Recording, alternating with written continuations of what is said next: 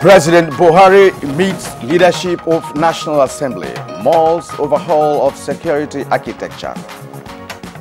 Steps are being taken to restore sanity, to give confidence to the nation. Is of great concern to him and to all of us to see how what can be done with NEMA, the security agencies and all that.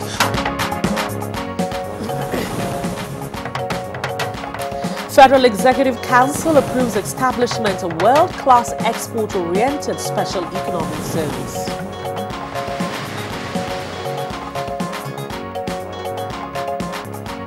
What people want to see is that before you see it, you must have. Work on second Niger Bridge progresses steadily. On Good Morning Nigeria today, we focus on lead poisoning in Nigeria.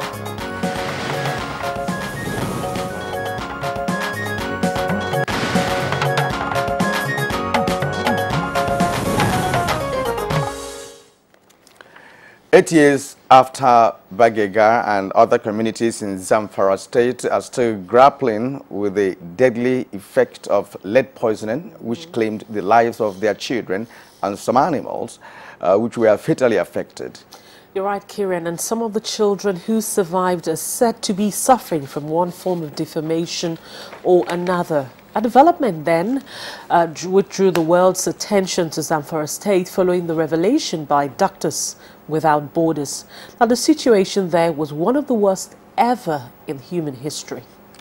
And remember, Rhoda, that when the team leader of Doctors Without Borders in Zamfara said that while it is gold that is usually contaminated with lead, the reverse was the case in Bagega village, where he said it can conveniently be believed that it is lead that is contaminated by gold.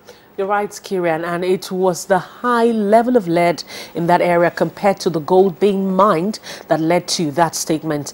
Instead of joy from the proceeds of gold, it was sorrow due to deaths of their children.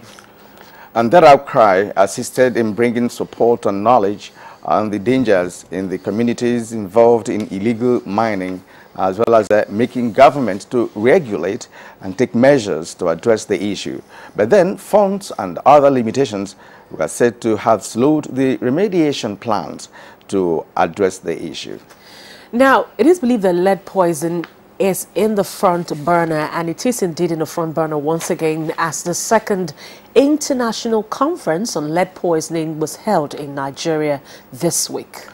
And that's right, Rhoda, because it was another opportunity to review earlier plans and strategize on how to check the recurring incidents of lead poisoning in communities engaged in artisanal mining activities. It was, however, another startling revelation at the conference, as Nigeria is said to still have the highest number of children affected by lead poisoning in the world. Well, the good thing now is that the fact that all hands are on deck to prevent, enlighten, remediate, and address other challenges it presents. You're right, Kieran, but how, why, where, and when are what we're discussing this morning on the program. I'm Rhoda Anonam, welcoming you to Thursday's edition of Good Morning Nigeria. We're live on NTA, and we are Africa's largest television network. And I am Kieran Umayo, thanking you for joining us on this edition of the program. And traditionally, we'll present to you a companion segments which include newspaper review, business, sports, foreign, and entertainment news. But first, let's take the news highlights. All right, we'll begin the news highlights this morning with President Muhammadu Buhari's engagement with the leadership of the National Assembly.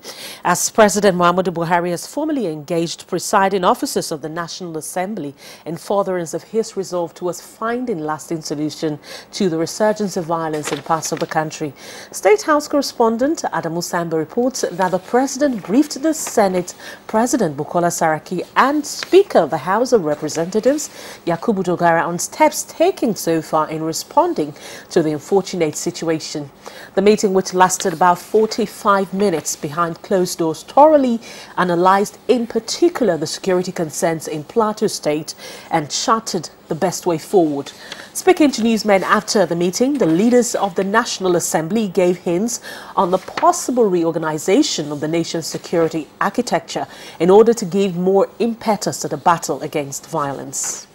Sanity, to breathe confidence to the nation is of great concern to him and to all of us, to see how what can be done with NEMA, the security agencies and all that. If there's any need of what we also can do in our own part collectively to address the issues on ground. Nobody is happy with it. He is not, neither of us are, and we'll ensure that we all come together collectively to see that, we restore sanity and of course commiserate with all the families that he's come back. He's briefed us as to what he saw firsthand when he visited Plateau yesterday and the measures he's putting in place to ensure that we do not have a relapse into this or a recurrence. But these are very, very somber moments. I think the issue of securing our communities, living peacefully, must be taken as a project that each and every one of us must invest in, whether we're traditional rulers, whether we're community leaders, whether we are in government, from councillors to chairmen to the government, all strata of society. We must invest in peace building, because that's the only way that we can live in secured communities and ensure that we have progress. Now, world-class export-oriented special economic zones are to be developed across the 6 geopolitical zones of the country. This followed the approval by the Federal Executive Council for effective implementation of what it calls Project Made in Nigeria for Export. Minister of Industry, Trade and Investment Okechukwu Enelema announced this while briefing newsmen after the Council's meeting. Do one in the Lagos State Lekki Free Trade Zone area, one in Katsina in Funtua Cotton Cluster Zone area, and another one in Abia in Enyimba City.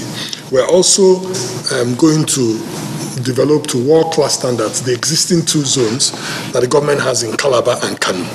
And then in addition, the council also approved pre-development work to start and development of greenfield special economic zones in Akwa Ibom, in Benue, in Ebonyi, in Edo, in Gombe, in Kwara and in Sokoto states, with a further rollout to other locations in phase 2. It is generally agreed that a robust and vibrant micro, small and medium enterprises facilitate any economy to soar to greater heights. No wonder a day has been set aside globally as World SMEs Day. For this year, the theme is simply youth, the youth dimension. This aligns with Nigerian's government's plan on youth empowerment. The global event was marked in Abuja, considering the fact that there is a small and medium-scale enterprises development agency in the country. I feel that the government should emphasize more on the development of MSME, as the present government is doing, by establishment of Development Bank of Nigeria, by also establishing many initiatives. Now there's an opportunity for us, that's what I can say, that our businesses can have a chance to be seen, to be known, and gradually we're getting there. Work on the second Niger Bridge is progressing steadily, with high hopes that the contractor handling the project will deliver within the stipulated time frame in line with the contractual agreement. This is what the Minister of Information and Culture, Lai Mohammed, discovered when he held a team of journalists to the project site.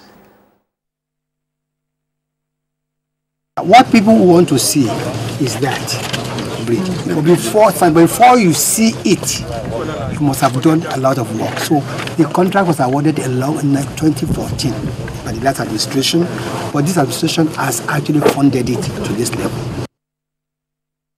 Now, it is a proverbial saying that no man goes to bed while the roof of his house is on fire. This is related to the political situation in some states affecting the governing All Progressives Congress, especially where parallel congresses were held recently. This attracted the attention of the new national chairman of the party, Adams Oshomole, who has hit the ground running. Paying attention to one of such states has received their representatives in Abuja. And if we must work for the unity of the country, we must start by working for the unity of our party. And the unity of our party must flow from unity at the unit level, unity at the ward level, unity at the state level, as a precondition for unity at the national level.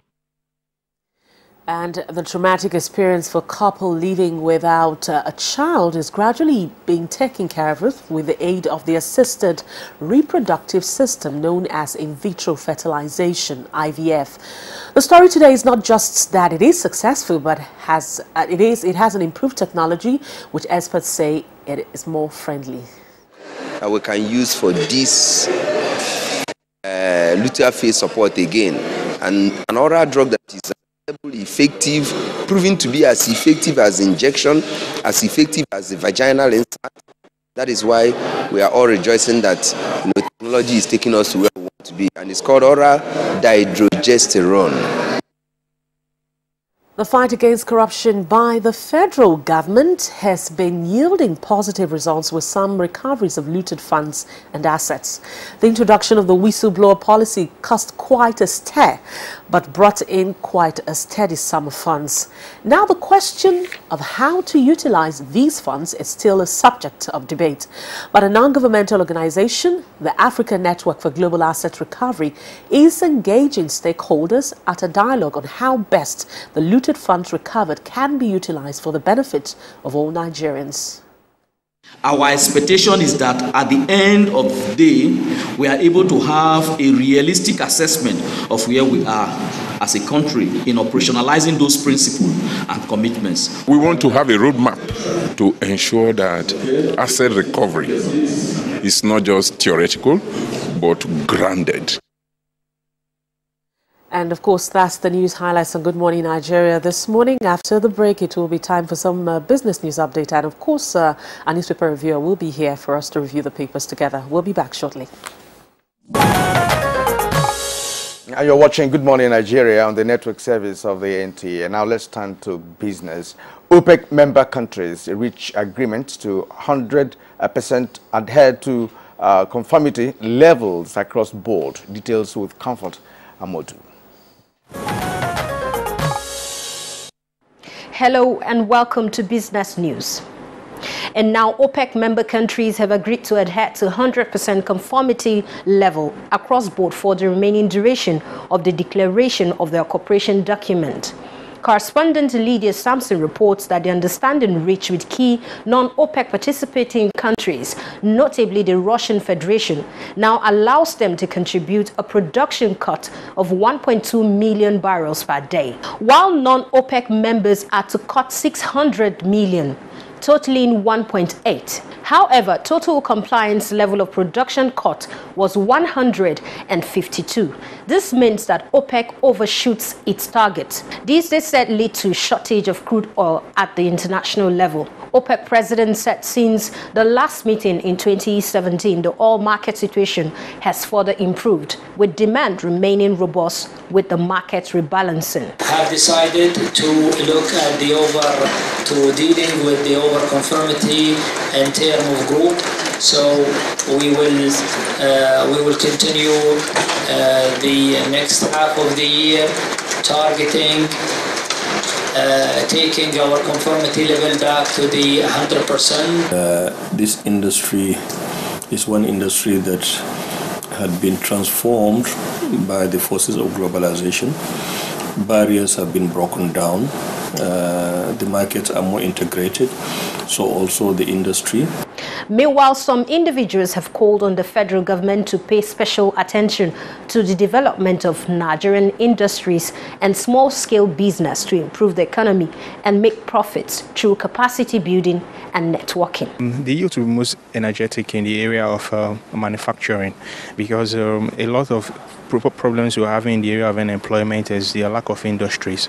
But the problem is we have a lot of SMEs, but the issue is we need to bring them together as clusters. If we bring them together and see how they can be able to work together to be able to leverage on the opportunities that are bound, I believe it will bring a lot of profit. A quick look on how the equities market traded on the floor of the exchange.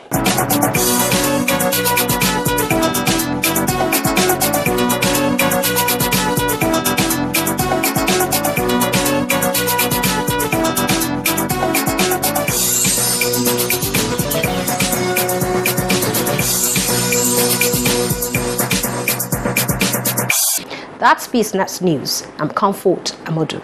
Thanks for watching. All right, thank you very much, Comfort Amadu, for the business news update there. Time now for us to take a look at the dailies and see what stories are on the front pages.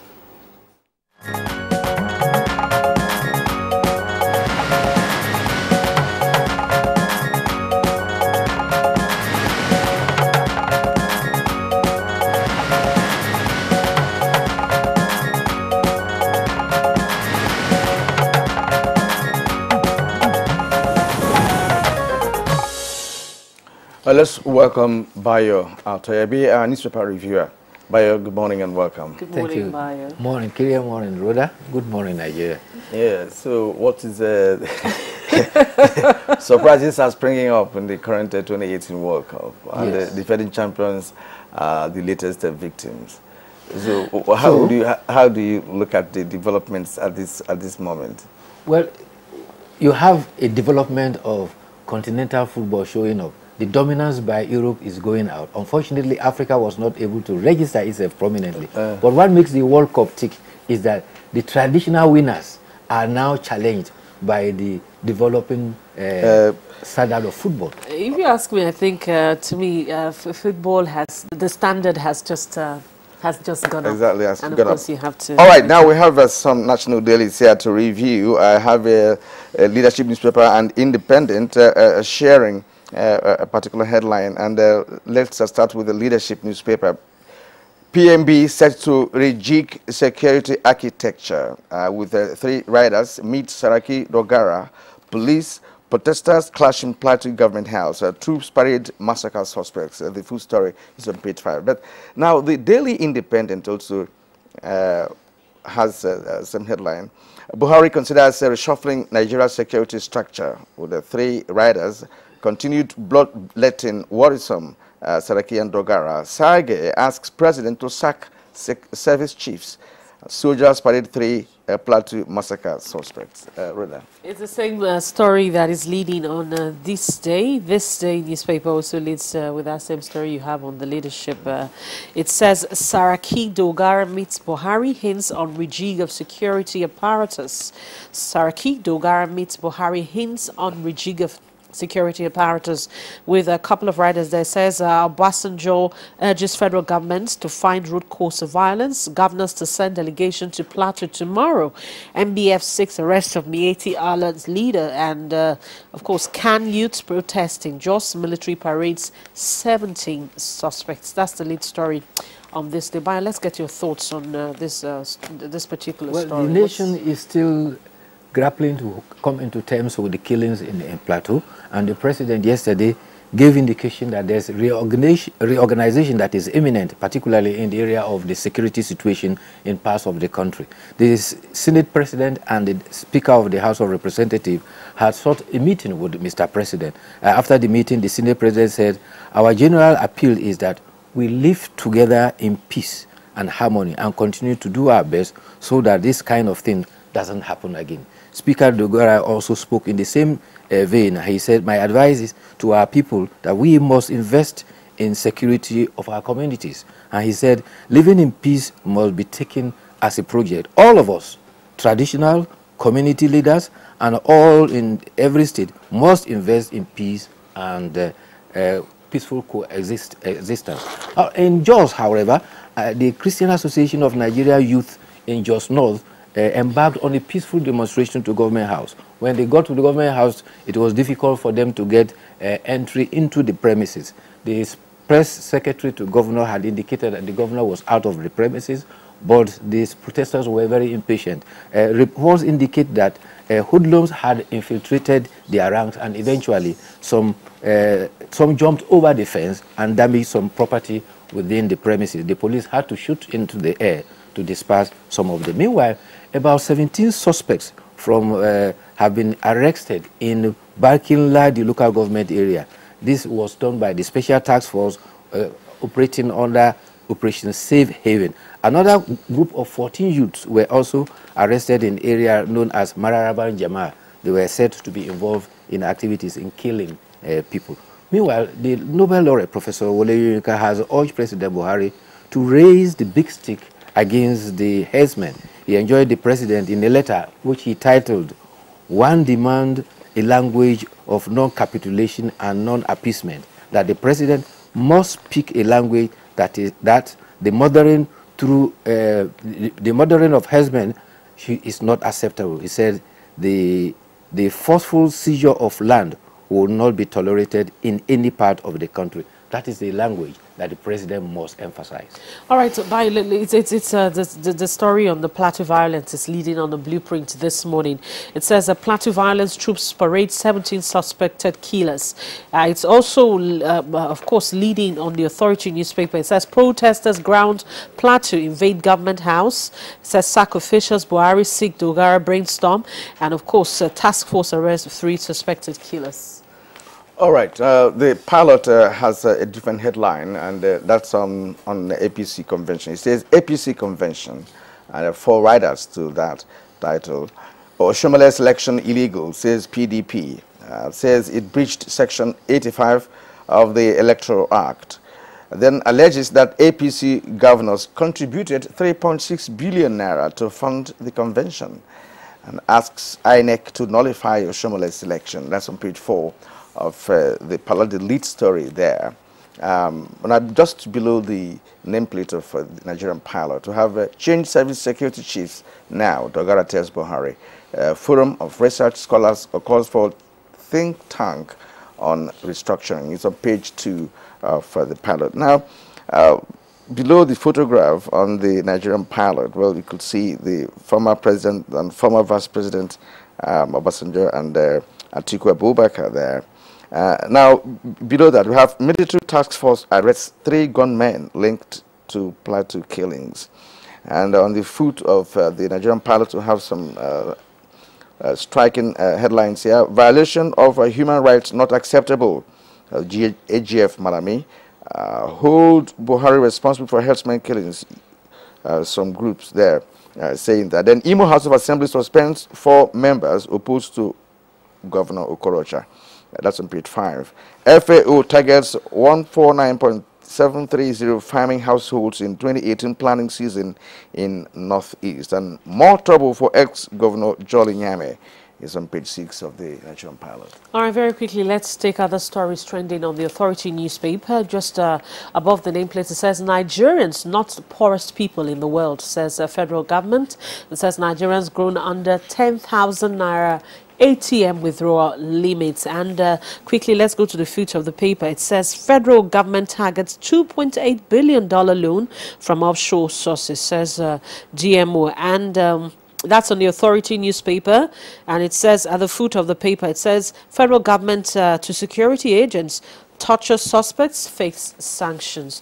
Let's quickly take other stories, and I think it's similar headlines. It says it's on this day, it's just above the nameplate. It says federal government's additional $2.8 billion foreign loan to finance 2018 budget. All right, bye.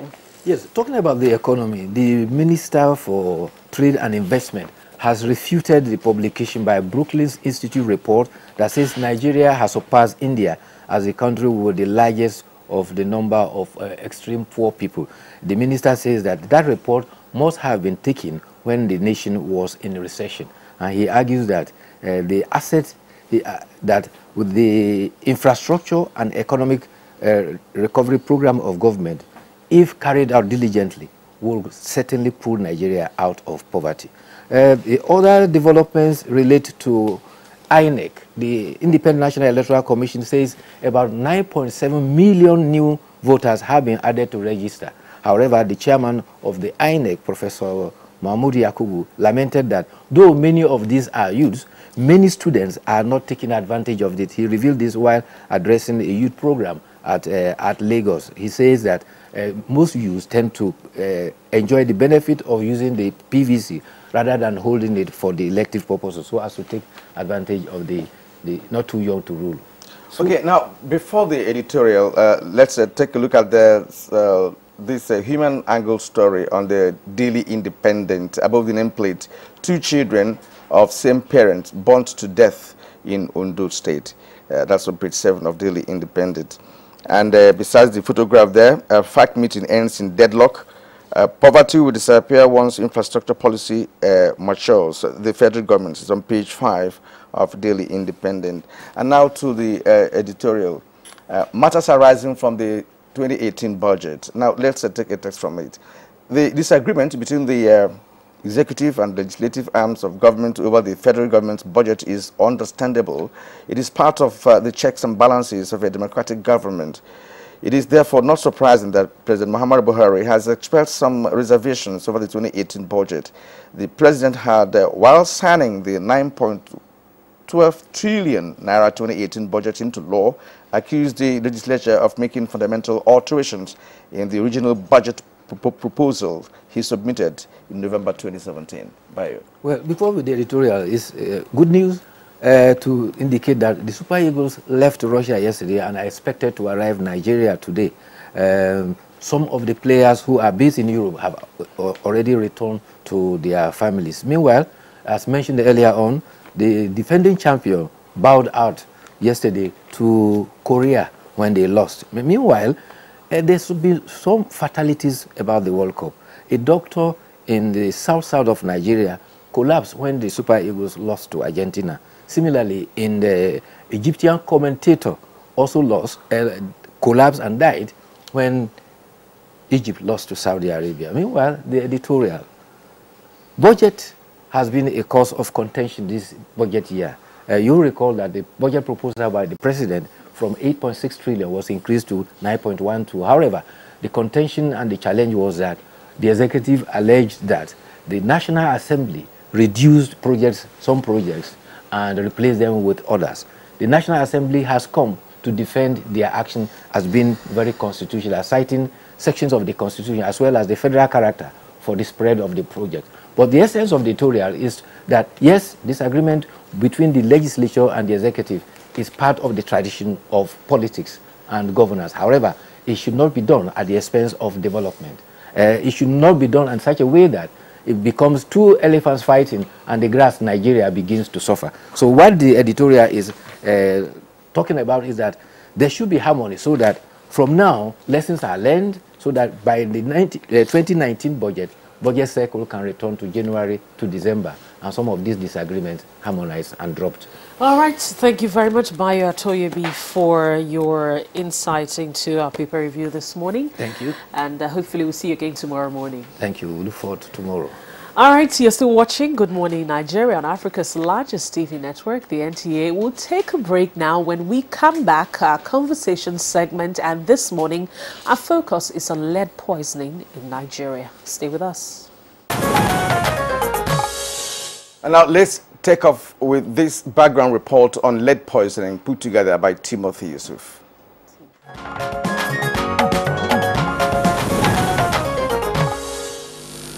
Lead poisoning became prominent in Nigeria when in 2010 a team of experts sent to Zamfara State to investigate the reason for the death of 1/4 of children in some communities engaged in illegal mining discovered that it was due to lead in the environment.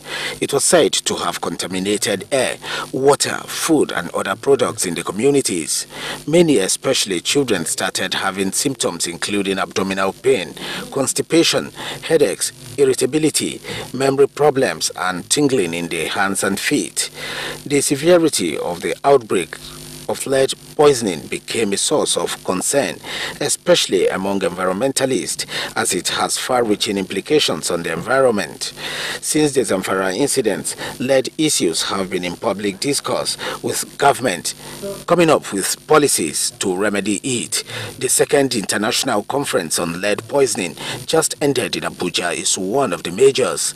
Vice President Professor Yemi Oshibajo at the conference said that it is possible to have artisanal activities and enjoy the wealth therefrom if proper preventive measures were put in place and the right equipment provided, lamenting that gold mining was currently dominated by artisanal miners using rudimentary mining methods and crude processing techniques.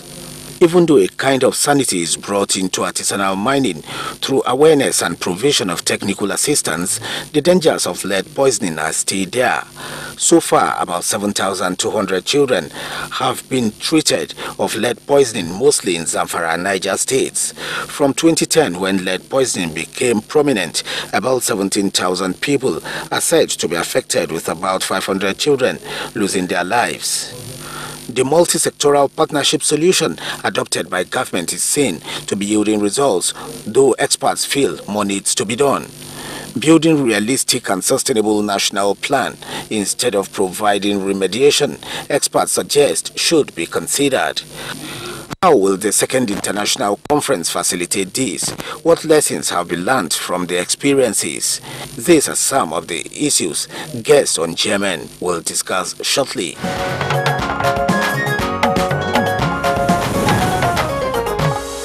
Thank you very much, Timothy Yusuf, for that background report. Of course, it gave us an insight into the state of lead poisoning in Nigeria. But joining us on this discussion this morning is the Honorable Minister of Mines, Steel and Development. He is Honorable Abubakar Bawa Buhari. Welcome to Good Morning Nigeria. Good to have you. All right. And also we have with us the Honorable Mukhtar Luga. He is the Commissioner of Environment, Zamfara State. Good morning and welcome to Good Morning Nigeria. Good morning. How are you? All right.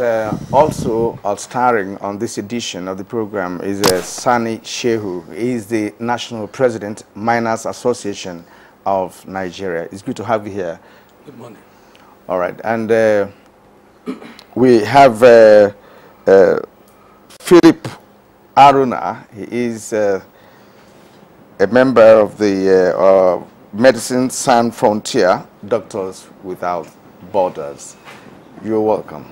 Good morning and thank you. Thank you. Now, let's begin this conversation by actually asking the Honorable Minister of State Mines to lead us into what lead poisoning really means. Because many Nigerians may not really have the basic understanding of what lead poisoning is and what actually where it comes from. So let us ask the Honorable Minister of State Bawa to explain what lead really is. Well, lead as it is not really the problem. The problem is the crude method being used by artisanal miners to extract gold.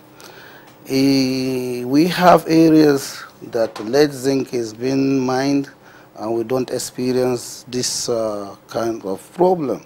Lead is being mined in Zurak, lead is being mined in Wase, lead is being mined in Ebonyi. But what happens in this case is that the gold mineral that is being mined in Zamfara and Niger State carries with it lead associated mineral. And in the process of getting out the gold, they use crude methods that affects them. And what is it? The the grinding method they use to get lead out of to get gold out of this mineral, and this mineral carries lead with it. The dust that is being generated is being inhaled or ingested into the body, and when that happens, it goes to poison the blood.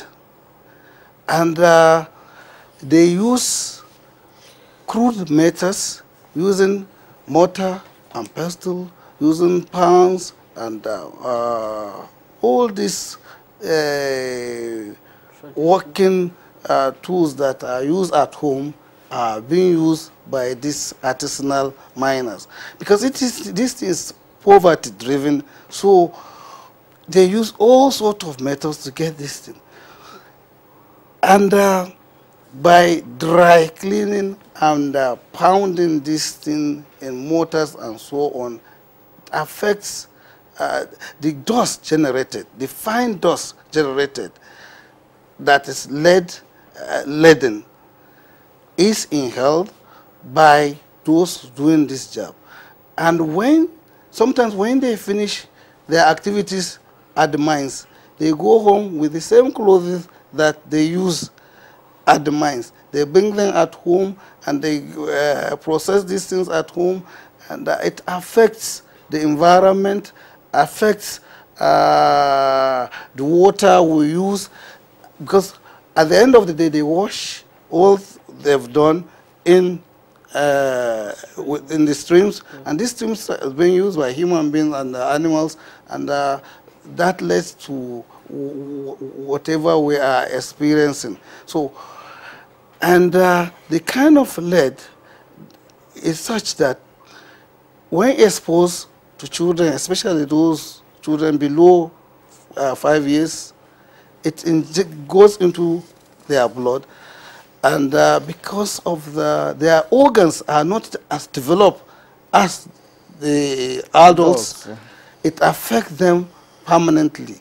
For children, if this goes into their blood and poison their blood, they will never be the same again. They will never be able to realize their IQ. And in developing countries, because of this lead poisoning, because it's not only peculiar to Nigeria, the developing countries are losing about 1.3 trillion dollar worth of development aid, because the potential that will have been realized from these children is not there. Yeah. And it also leads to children not really behave normal, and it creates the kind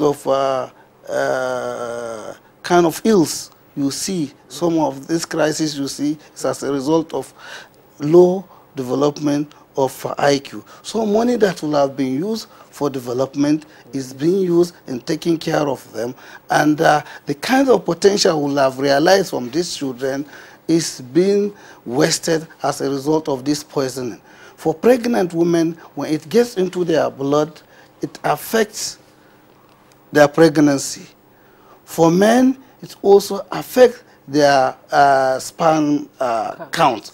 So essentially, it's not the lead per se that is the problem, it's the process of processing this gold, trying to extract gold, the fine material, by grinding instead of wet. There's a dry method, there's a wet method that is being used by our artisanal miners. Instead of using the wet method that will not generate so much dust, they use the dry method. Grinding at home, using the spans at home, and so on. All right, thank you, Honorable Minister. Now let's get the views of Dr. Philip Haruna, who's the head of missions, Doctors Without Borders. Just give us an insight what lead poisoning is. Of course, the Honorable Minister now just spoke to how serious it is, how much effect it can have on human lives. But then just let's have an insight from you. What is lead poisoning, and of course, what impact does it have on any society? Yeah, just to buttress what the minister said, lead is a poison. It's not an infection. So it affects the body very, very severely. It attacks the general nervous system of the body. But let's just just to bring you back a bit on the point, is that there are different types of lead, like the minister said. The particular one that is causing this problem is called lead carbonate. This particular type is found in certain mining sites in Nigeria. So when you ingest or inhale this particular component of lead in your body, especially children, it affects completely the developmental system of the children, the nervous system, And it leads to what we see in most of our places we work in Zamfara and Niger is that you see children coming in convulsion. But the problem of lead is that when you identify it, it's already too late, because children start to ingest it, inhale it, and it grows to a certain point. So at the point of knowing that it's lead, it is already too late. So the problem here is that lead poisoning can be prevented with proper mining processes. So removing processes from residential area, you are able to take out lead. So in the program today, though we have made so many successes, we still have more than 700 children in the cohort. What we call cohort is a group, we put children and we monitor them in these mining communities to see if there's any increase in their lead levels. We provide what we call chelation treatment. In fact, we have to be very careful when we say treatment, because in fact, it's not a treatment. If any damage is already done in the body, this drug is not going to reverse it. What it will do is that it will remove gradually the remaining part of the lead in the body. But again, lead stays in the skeletal system, in the bone marrow. So it's a long process to get the lead completely out of the body if you have high level of toxicity. So that is a major problem that we face today. Well, if it has to do with the bone marrow, then it's a very serious matter. One of the serious points he's just raised now is that, even when we say there's a treatment for lead, it's not as if it's, when it has damaged an organ, then it repairs it. No, it just flushes it, but then the organ is already damaged. Now, that's serious. That takes us to Sani Shehu, the national president of Miners Association of Nigeria. From what the minister posited, it does seem that there is a crude method being applied. These artisanal mining points in Zamfara and other parts of the country. Now, why this approach? Is there no other alternative to the crude method being applied that, of course, brings about the dust? Well, thank you very much. I think there are a number of alternative safe methods of mining. But if you look at the history of this artisanal and small-scale mining, you realize that at a point in time, government seems not to care much about the happenings within the mining industry. And so the sector was almost overtaken by this artisanal and small-scale mining. They were practically on their own, and we all agree that it was a poverty-driving situation.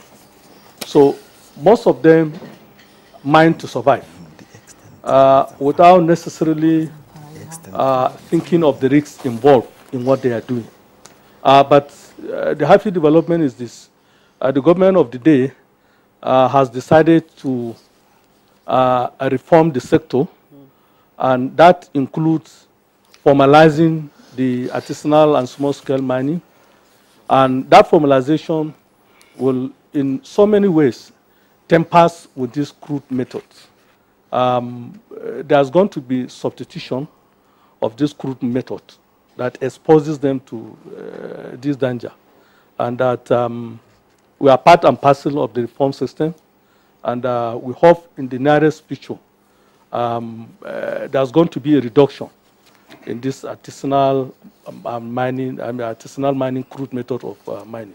Very, very soon. Are your members cooperating because of course, in such organizations, some members may not really buy the idea of government. Are your members adhering to the policies of government that will necessitate or facilitate, the adoption of the new policy? Yes, because of the aggressive sensitization mission of the association and some communities, I can tell you that greater parts of the membership are buying into the new initiative. All right, thank you very much, President of Miners Association of Nigeria, Sani Shehu. Now let's get the views of the Honorable Commissioner for Environment in Zamfara State. what is the situation like now in Zamfara State? Is it that you have new cases, or you have an instance where, you know, the number of people who have been infected every day has reduced? But then, first of all, then, before now, how serious was it? Well, thank you very much for giving me this opportunity to actually say the situation in Zamfara State. As you have heard previously from speakers, the lead poisoning incident in Zamfara State that started in 2010 is indeed a very unfortunate incident as far as we're concerned. For a long time, Zamfara State has been in the news for all the wrong reasons, and this is one of them. Like the Honorable Minister explained, the problem wasn't really the lead per se. It was actually lack of sensitization, lack of knowledge. We didn't classify what kind of lead we had until Medicine Sans Frontières came to Zamfara and actually did the analysis. All the symptoms that the children were having at that time did not really point to lead. So it was basically, we were treating an ailment that was alien to us, that was new, that we didn't know about. So later on, that diagnosis was made, and then we realized that what was actually affecting our children, retarding them, and actually killing them was actually the high concentration of lead in the mineral that also possesses a lot of gold. So the state government has really done a lot since 2010 to see that this situation is halted and that children are given the benefit of living decent lives and going to school. So basically, the remediation that was undertaken in 2012 was very successful. That's now the situation in Zamfara is that there has been cases of recontamination in certain villages. Are you saying there are new cases? Are you saying now that there are new cases of recontamination? Yes, in the compounds we have found that Doctors Without Borders have reported cases of recontamination in villages that have previously been cleaned. So we have reasons to believe that the certain adolescent youth, because the sensitization that has been done and the measures that have been put by the state government and the federal government has actually restricted the access to those mining sites. But still, I think we have reasons to believe that we need to look closer to actually see why do we have situations where we have traces of contamination in those places. I'd like Dr. Philip Harinat actually. In fact, sorry, I wanted the team to continue because, you know, this issue in 2010 began with the disappearance of dogs. And of course, you know, it's a waterbed. Right. So now, was it because of the insensitivity of the government at the time that this was not discovered? Meanwhile, what reports now reaching us indicates that it's widespread now in Zamfara villages because children are oftentimes allowed to help in grinding, which leads to the healing of the dogs. Now, what is the government doing locally, apart from the Doctors Without Borders? What is the policy of government in Zamfara State with respect to addressing the issue, perhaps to complement the effort of Doctors Without Borders? Well, I'll be very careful in pushing the buck. All I know is that the remediation exercise was done in 2012. And what necessitated this was actually a series of intervention, first of all, from the state governor, Dr. Abdulaziz Abakariya Ishitima Mafara, secondly from Doctors Without Borders, and thirdly, and most, I think, aggressively, from the present Senate President, Dr. Bukola Saraki, who actually came to Bagega on an assessment. And I remember him at that time calling President Jonathan on the phone in my presence to tell him that this has to stop. We got intervention, and basically we managed to clean all the compounds, 423 compounds in Bagega. We cleaned all the industrial sites, so everything was back to normal. Now, the state government, through the traditional institution, has also made laws. You cannot, as a miner, mine and bring the same clothes back into the compound like the minister observed. That is also set a pathway of getting contamination into the compounds. Mining using pestle and mortar within the compounds by women was totally illegal. I think one of the things that was done is other alternative sources of income was provided for them by the state government and also by the Senate president. So basically, I think what you see happening, I mean, is maybe as a result of people trying to beat the system. And one of the reasons we're seeing that is because even though we have organized the miners into cooperatives, getting small mining leases for them is still difficult. I have discussed this with the Honorable Minister, and he has told me to come. I mean, it shouldn't be difficult because under the Mineral Act of 2007, I mean, those cooperative societies should be given places so that they can mine in a safe way. So we have been trying to avoid criminalizing this because the criminalization of mining by the small artisanal miners will actually drive them, and it will become like a black market thing, and certain places, unfortunately, that is what is happening. So I would like to see a situation whereby those cooperative societies are actually giving small mining licenses. People that actually hold onto licenses and speculate. You know, because I say speculation because there is no exploration activities going on. There is no serious mining going on in Zamfara presently. So where are people holding the licenses and not allowing our people to actually get the benefit of having small mining land? I think that those are fundamental issues. All right, thank you very much, Honorable Mukhtar Luga. Now, let's get the thoughts of the Honorable Minister on some of the issues he's just raised now. One of them is the fact that even though these miners have been, you know, grouped into cooperatives, getting releases is kind of difficult. And also, too, why is it that in the mining industry, especially in Nigeria, we still have a lot more people who are artisans? Why is it difficult for us to attract the big players into the mining industry? Well, you asked two questions. First of all, he talks of cooperatives. We have 700 registered cooperatives, and we have artisanal and small-scale mining department that is dealing with them. We've provided even money in the bank for industry, 5 billion that they can access at 5%. 5 billion? 5 billion okay. That they can access at 5% interest rate, and small-scale miners can access up to 100 million. The artisanal miners can access between 100,000 to 10 million. So we are addressing the issue of artisanal miners.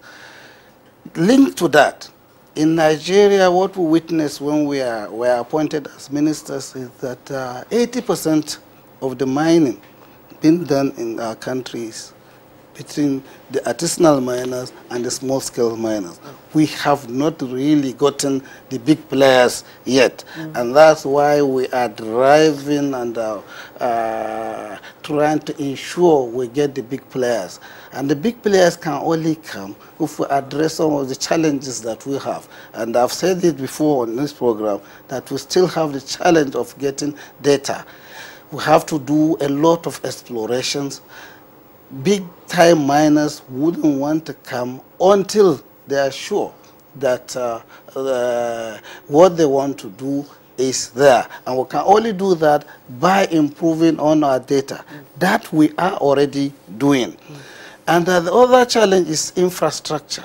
We need good roads. We need railways. We need to dredge the River Niger, because most of the big-time miners will be involved in mining that involves a lot of bulk materials. Today, there's an infrastructure master plan, and the government is pursuing the development of railways, because there can never be mining without railways.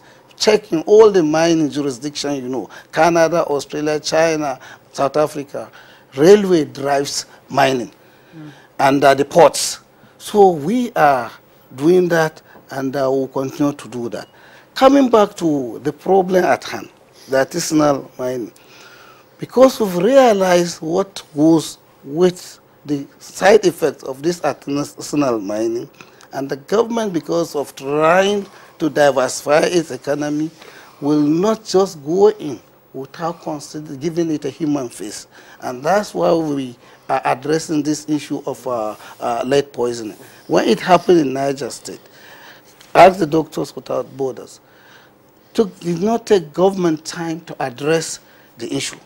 And what we are trying to do, and that's why there was an international conference that just ended yesterday, is to develop a preventive governance framework where you have the federal government with the executive and the legislature cooperating, the state governments getting their buy-in, the local communities and their leaders, the Miners Association of Nigeria, to address this thing. That in as much as we want to go in for economic development through mining, we have to do it responsibly. And those are the things we are trying to address. All right, let me take you back to what happened in the past. As a matter of fact, Nigerians have had this gestation period for the past 20-25 years. And one has been waiting for when it will come to maturity. Now you brought in the infrastructure aspect of it as a part of setback for us to establish mechanized mining in this country. Now the artisanal miners are taking advantage of this situation. Now from what Rhoda asked, the big players in the business, now, sir, I mean, it confuses us to understand the direction that we are going. If we cannot, now we are just perhaps a few percentage, we talk about the rail line construction in this country. No, so are we going to wait until such a time when Nigeria now has good rail lines and all that before we go into mechanized mining? Is there nothing we can do from the inside Nigeria to begin to mine in a mechanized form to at least avoid these artisanal miners? Because most of these people involved in artisanal miners are just looking for money. They're just looking for existence. They want to exist. And that is the nearest, because the mineral is there. Remember, in 2010, there was an exhibition in Jos on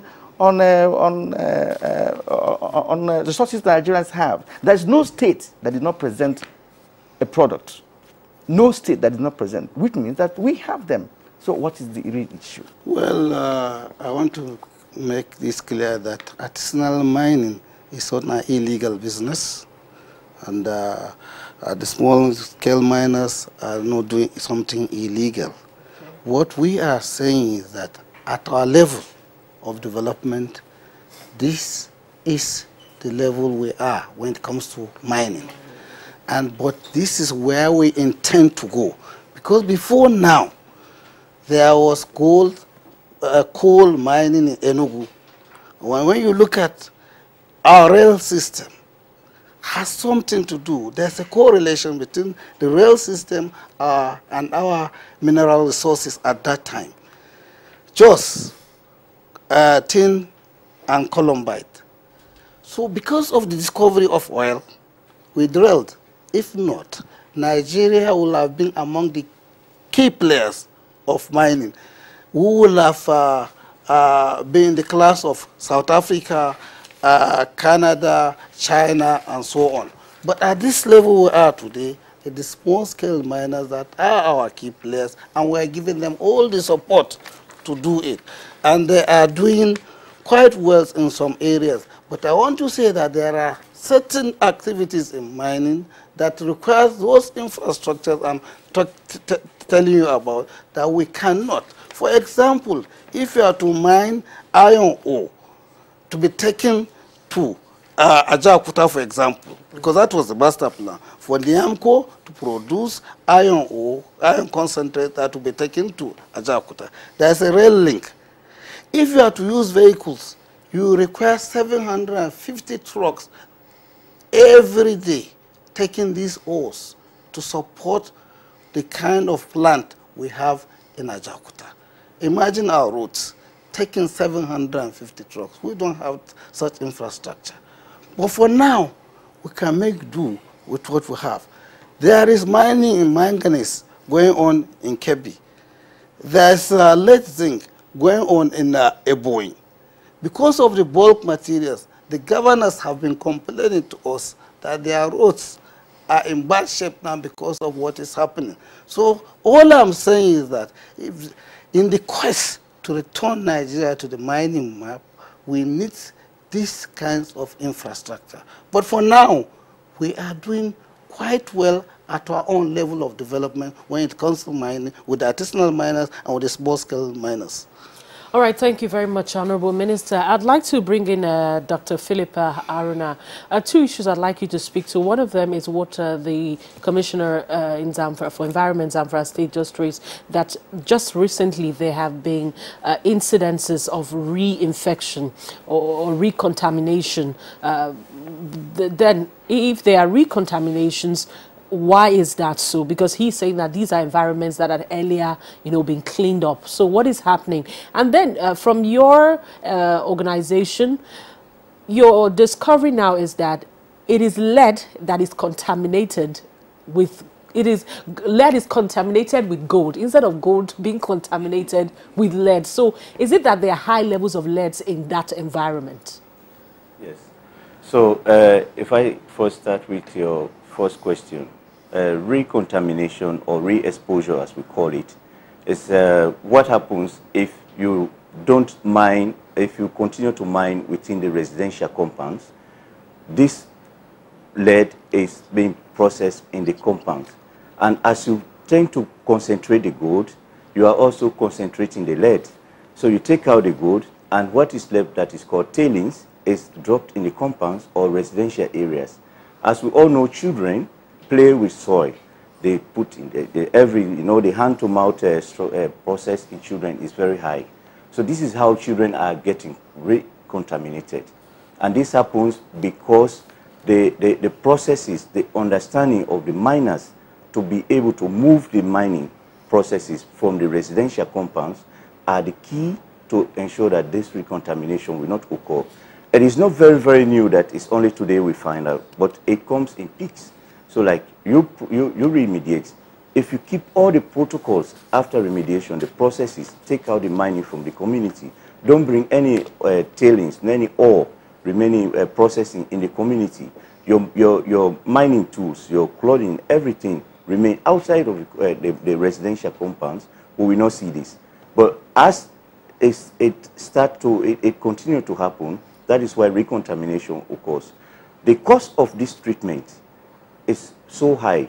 The tablet is produced, the drug that we use is produced by one company in the world. One tablet is costing $3 to $4 per pill. Children are taking 4 to 5 pills a day. Wow. And sometimes they are 5 days to 19 days course. Some children have gone through this process on average 11 times. So 5 times a day, $3 to $4 per tablet. If you calculate that, it's very expensive. It is not a sustainable way at all. And if this manufacturer defaults in production, we are not sure how to even treat the children or make them remove this. So that is a very, very serious issue. And that is why we are discussing that the only way out is to prevent completely, remove mining processes from the residential compound. Then we are not even talking about treatment because it's an event. And it's not even treatment, like I said. We are not talking about remediation. These are all very costly processes, costly activities. We talk about how to do this well. It's really to work with these miners, make sure that they understand the implications of this problem, and to be able to also train them on how to do it safely. So that is why we are partnering with the Ministry of Mines to bring in what they call safer mining practices within these communities. This will help to make sure that miners are aware of the risks that they are posing to their community, their children, and then once they understand this, they take all the measures in place. We will not be seeing this. We will not be sitting here discussing about lead poisoning. This community will mine. If they mine well, there is no problem. All right, all right. I was also, my second question was, is it that some of these environments naturally are having high level of lead? Because now it is lead is contaminated with gold. Naturally, it's supposed to be gold contaminated with lead. So is it that just naturally that, look, this environment has a high level of lead and, as such, there's nothing you can do about it? We call them heavy metals. They are always together in certain places. So that is the geological profile in certain part of the country. So where you have gold in high concentration, you also happens to have lead. but not in particular these areas that we have seen this problem. So this is why when you try to process to get the gold, you are also concentrating the lead. So when people get the gold, then the lead is remaining as a waste, and then they just throw it. Children get access to this lead. This is where they get contaminated. Right, okay, we are hearing a new words now. Geographical profile of the area. Yeah. You know, the lead exists there. That's you know what I can deduce from what you have said. Thank you very much indeed. The conversation will continue in a short while, but we'll still have our guests here, Honorable Abubakar Bawa, the Minister of State for Mines and Development, and Honorable Mukhtar Luga, Commissioner for Environment, Zamfara State. And of course, Philip Aruna from Doctors Without Borders. And of course, the man in charge of mining in Nigeria, of course, Sani Shehu, National President, Miners Association of Nigeria. When we return, the conversation continues. For now, let's take a short break.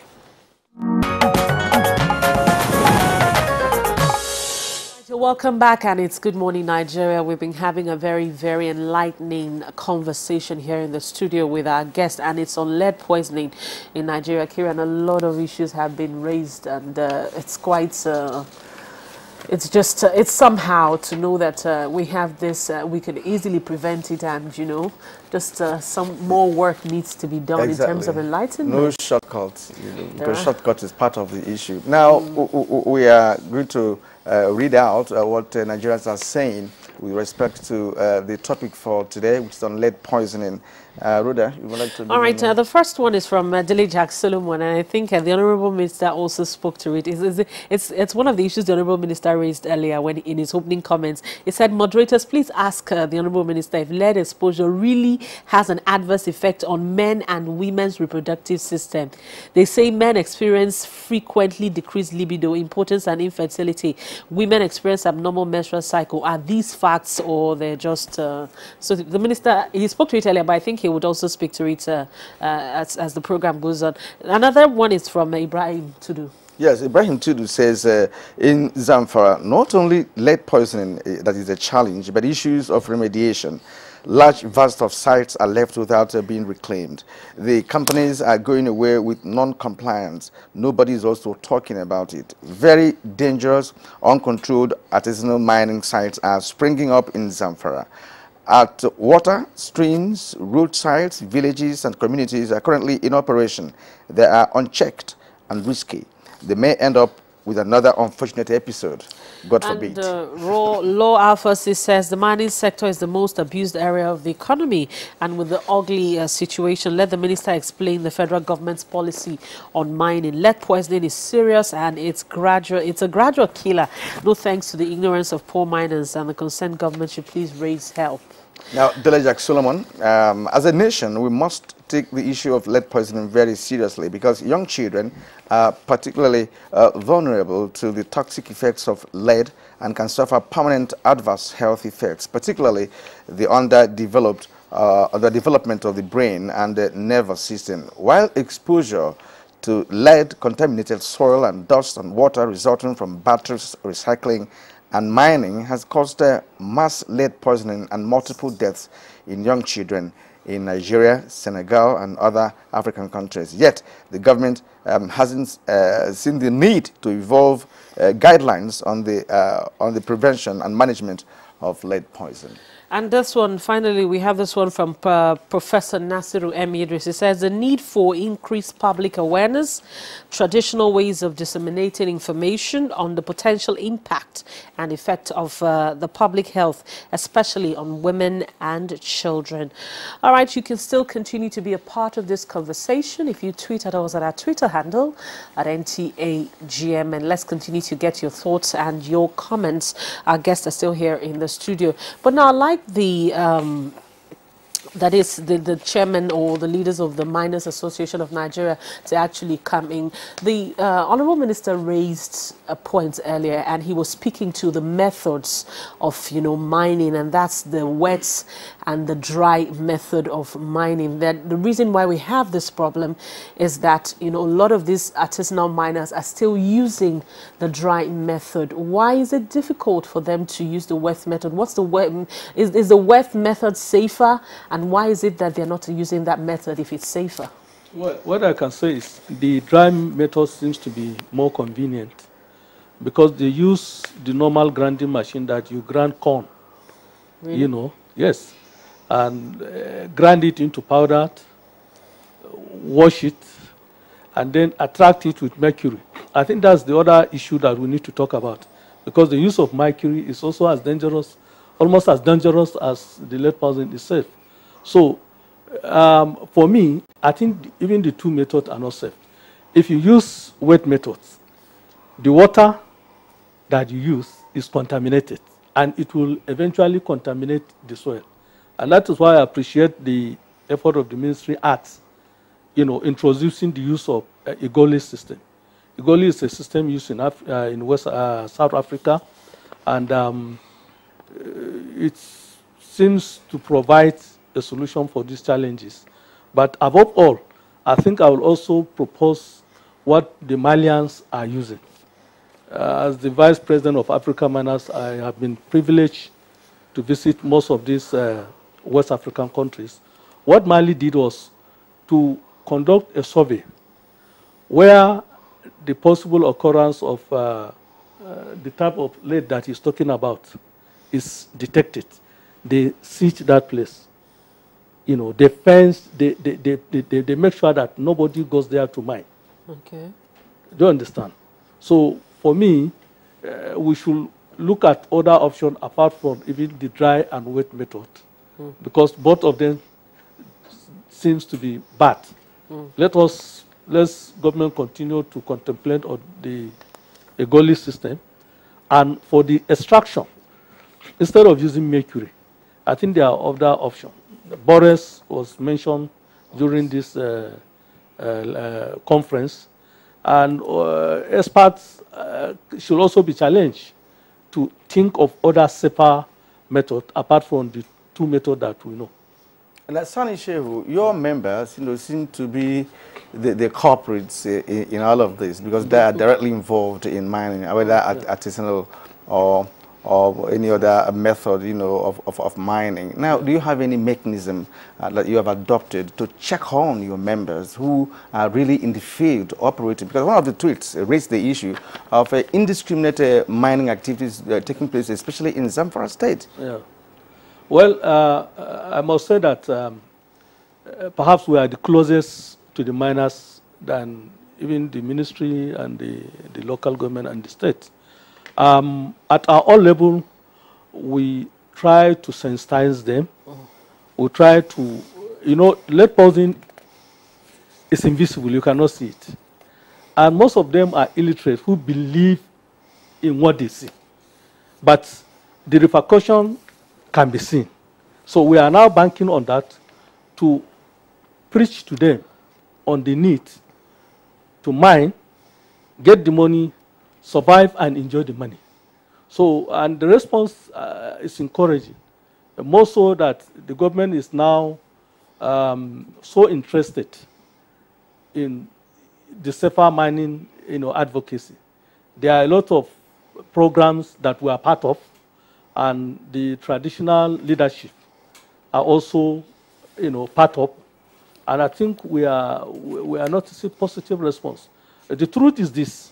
You see, when there is norms and established norms that people thought is convenient, it will take time for you to change these norms. And that Doctors Without Borders and other international actors need to really collaborate with the government and the operators, to have a kind of blueprint for the eradication of lead poisoning in the country. And I think that should originate from the government. there is need for a deliberate policy at eradicating not only lead poisoning, but the issue of mercury and other dangerous elements that might be encountered in the course of this artisanal and small-scale mining. The artisanal miners, do you have them as members of your association? We have some. Not all of them, just some of them. But why not all? Is it not compulsory for them to belong to an association, an umbrella, you know? So it is supposed to be, but if you look at the condition of these people, most of them are illiterate. Most of them don't even, you know, have idea about the law involved. Most of the importance of belonging to an association. So some of them are members, but we are still trying to convince them, because when they are members, we now have control over them. But it's a journey that will take time to arrive. That's right. All right, Honorable Minister, one of the tweets that came in earlier, and that was the opening comments as to, you know, the impact it has on reproductive health. I said that for pregnant women, it can affect them and will affect the child that will be born, because if it's carried in their blood or in their bones, it will affect the child that is to be born. And for men, it reduces their sperm count. But this lead poisoning is mostly in children below the age of 5 years because of crawling, because the land is contaminated, they play with sand and so on, and this happens. So what we are trying to do is to collaborate with Doctors Without Borders and to establish our own mechanism of checking all these things. The miners' associations there, states have been represented, and so on. So we intend to develop a preventive governance framework from the federal government down to the level of ward and so on. And we are trying to educate them on safer minings. Just like he said, mercury is also a problem. And we are trying, as in line with the convention, to eliminate the use of mercury all over the world in the mining.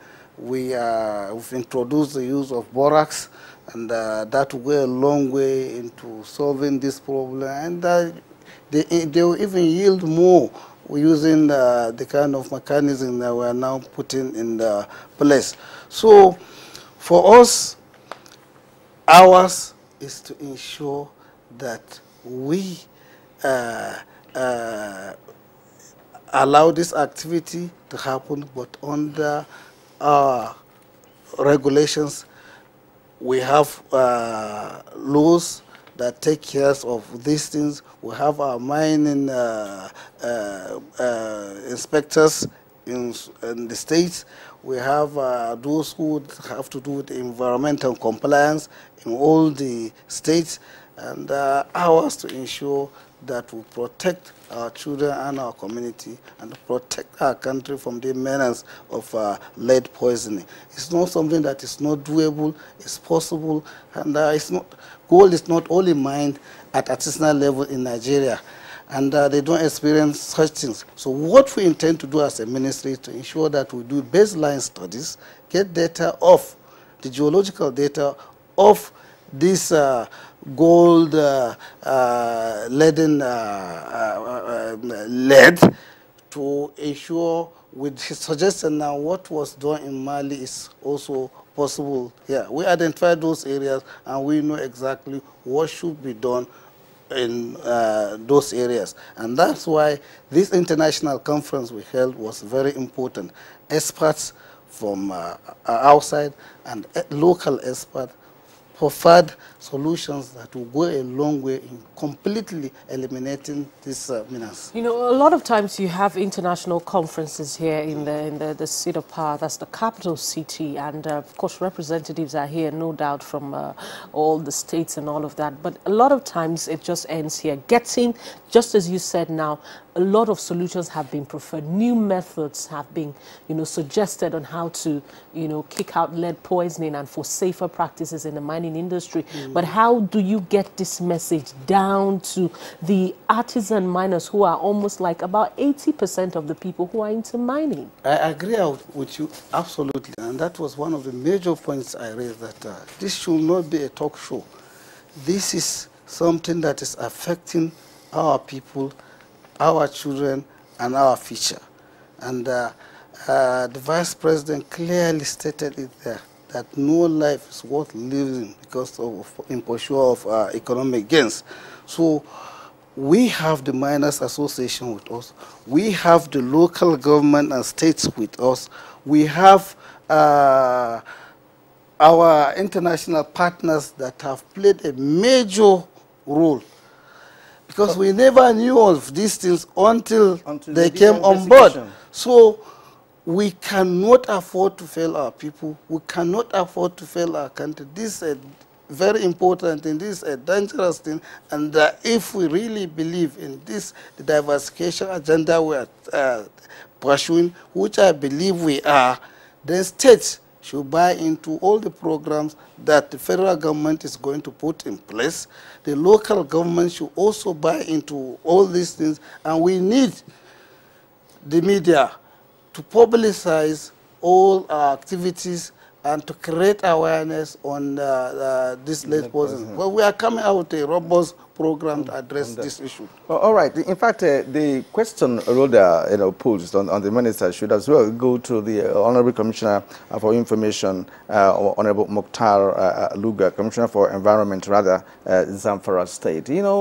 When you come to the capital city for conferences of this nature, both national, international conferences, it hardly trickled that decisions made at such conferences hardly, trickle down to the local government area where the 80% of these mining activities, are going on. And Zamfara, of course, has become the lead poison flashpoint. Now, in this connection, what do you have in place, in Zamfara State to reach out to the areas concerned? Well, first of all, I want to point out that this conference that was held over in the last 2 days is actually the second international lead poison conference. We had the first one, I think, in 2012. It was very successful. There were action points, and we took very far-reaching decisions. We, as state government, went back and made sure we implemented most of the recommendations that were done, the ones that were easily reachable to the states. There are others that are really beyond our scope. No matter how the state government will want to maybe intervene, in solid mineral sector, it is also, we're also very careful so that, we don't get misinterpreted as if we're trying to do a form of resource control. So basically, it is the purview of federal government. We respect that fact. But these people that we're talking about are our people. We see them die, we see the happenings, and we try to bring local solutions. The Emian Zamfara of Anka is a champion, is one of the people that is really champion on this. And then, like I have said earlier, there are measures, local measures that have been put in place. If you go to these areas, you will realize that nobody now bring ores, the practice, the miners do not bring ores into their compounds. The women are no longer pounding, we have realized, because of very adequate sensitization and because the state government is very proactive when it comes to things like that. So there are no more deaths from lead poisoning. We have not been getting any reports.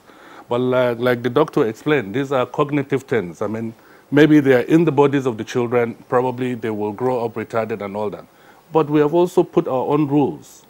Any child that is caught at the, what do you call the mining sites, his father will have questions to answer.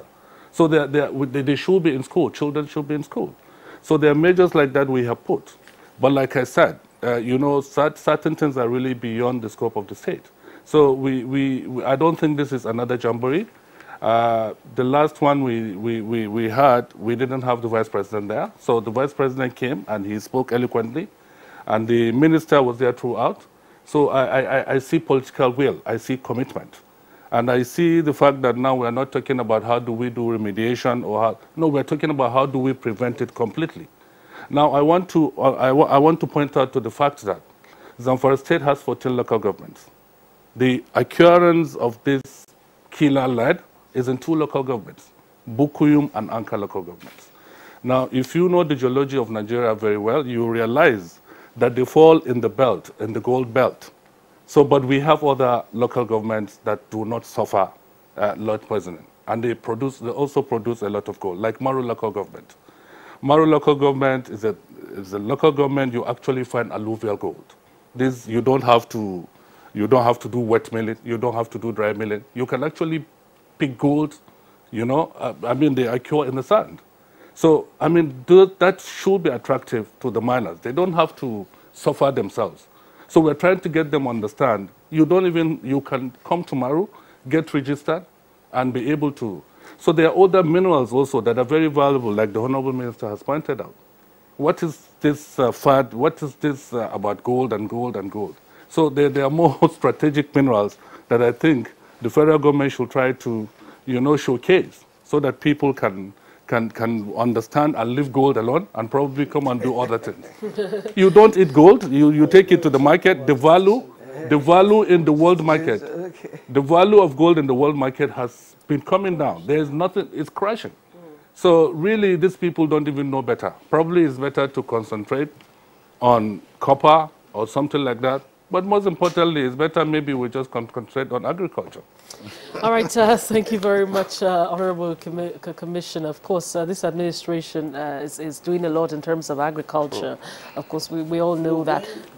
When we are talking of quick wins, for artisanal miners, I told you that it's a poverty-driven kind of activity, and it's easier, among other minerals, to get gold than any other minerals. It's easier because, you talked about gestation period. Most of these minerals we are talking about takes time for you to really get them out to sell. But for gold, you can easily go today, get some, wash, and sell there and then. So we really have to address issue of poverty in this country.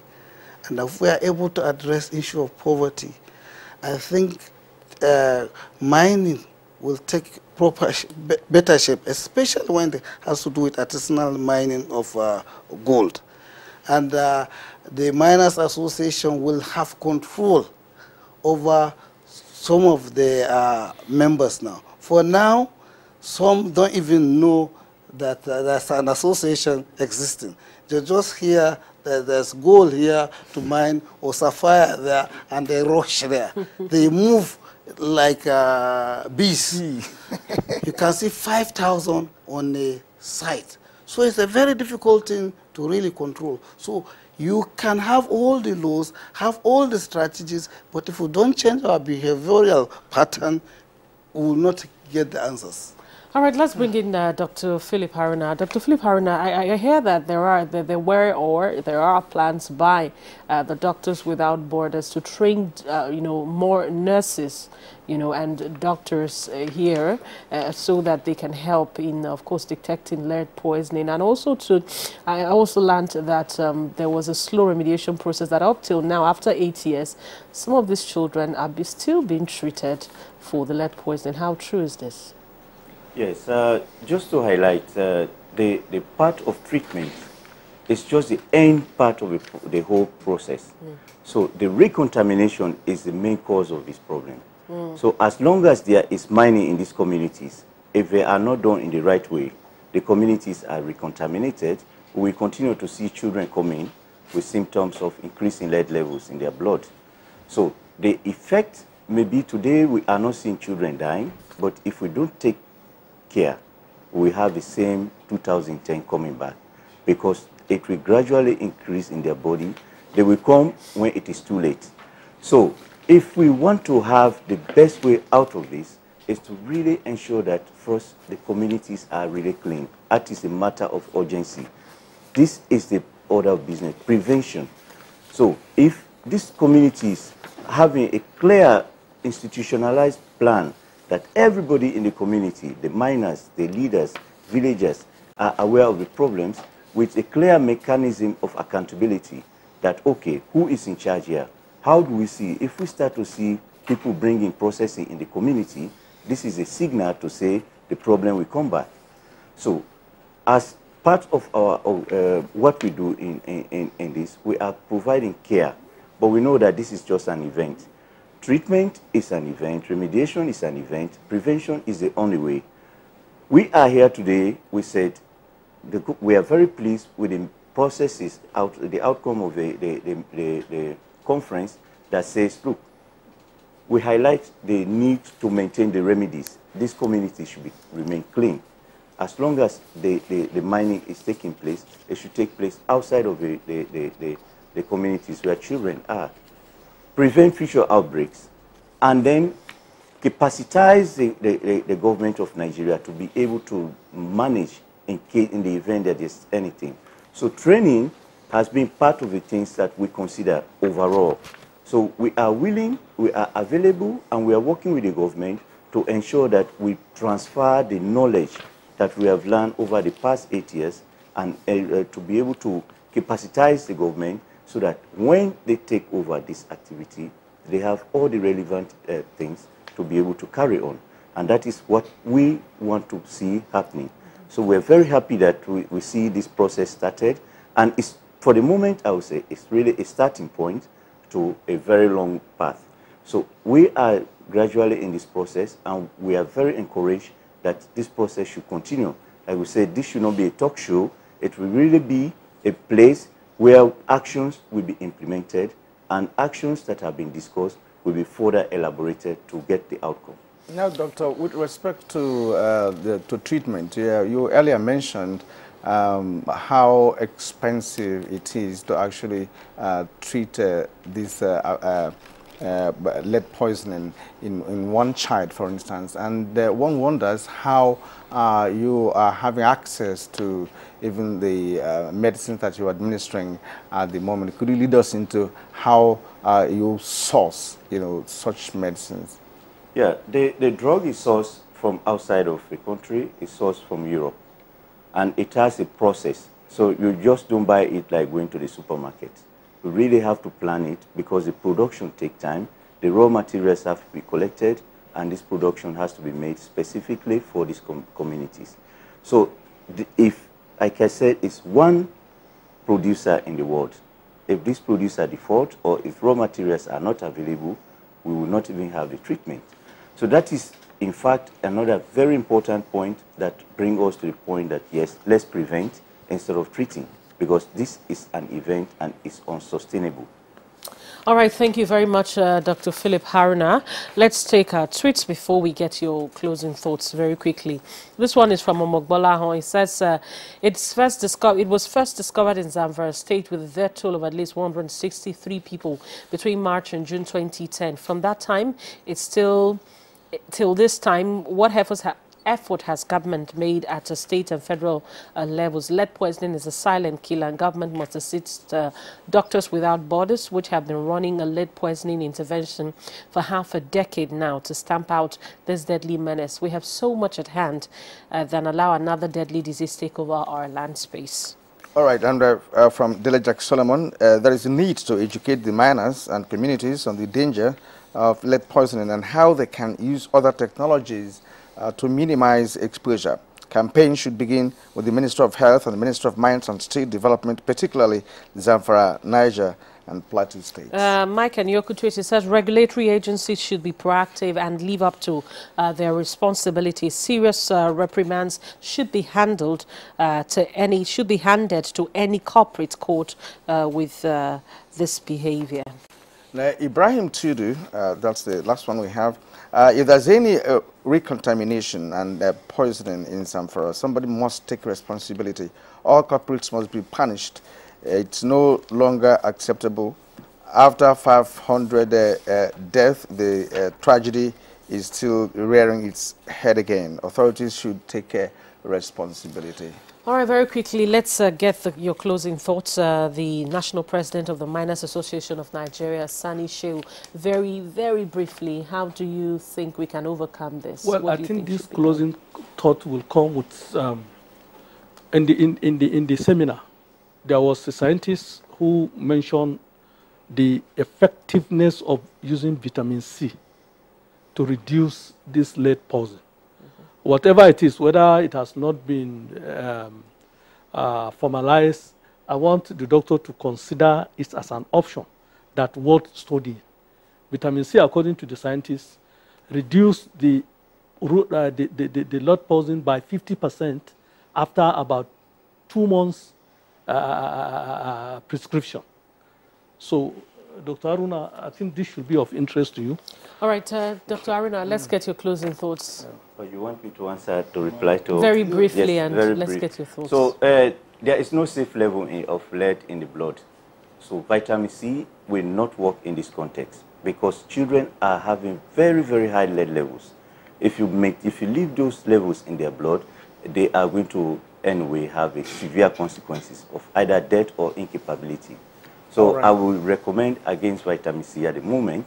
But then with the remedies we have to put in place is really first maintain this environment to be clean, the government to really take this to another level of prevention, taking a multi-sectoral approach.